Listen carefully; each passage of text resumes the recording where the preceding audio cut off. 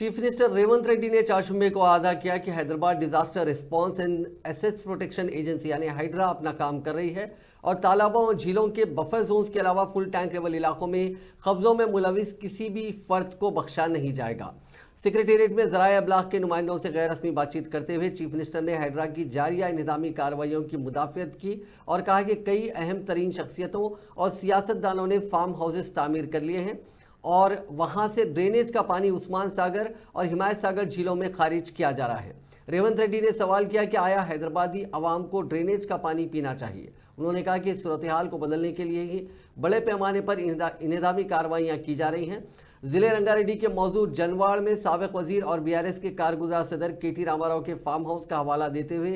Chief minister ने पूछा कि बीआरएस लीडर ने अपने इंतखाबी हलफनामे में लीज के मामले का जिक्र क्यों नहीं किया। उन्होंने मुतालबा किया कि अहम मालूमात की पर्दापोशी पर केटीआर को रुकने असेंबली की हैसियत से नाअहल करार दिया जाना चाहिए। चीफ मिनिस्टर ने यह भी वजाहत की कि रियासती हुकूमत इंतजामी कार्रवाइयों के दौरान हुक्मरां पार्टी या अपोजिशन के दरमियान कोई इम्तियाज से काम नहीं ले रही है। उन्होंने याद दहानी की कि हाइड्रा ने सबसे पहला फार्म हाउस जो मुनहदिम किया था वो कांग्रेस लीडर पल्लम राजू का था। रुकने काउंसिल बीआरएस कविता को सुप्रीम कोर्ट की जानिब से जमानत की मंजूरी पर इजहार ख्याल करते हुए चीफ मिनिस्टर ने कहा कि यह हकीकत है कि बीआरएस पार्टी ने हालिया पार्लिमानी इंतखाबात के दौरान कविता को जमानत के लिए लोकसभा की सीटों की कुर्बानी दी थी और कविता की जमानत बीआरएस बीजेपी इत्तेहाद का एक हिस्सा है।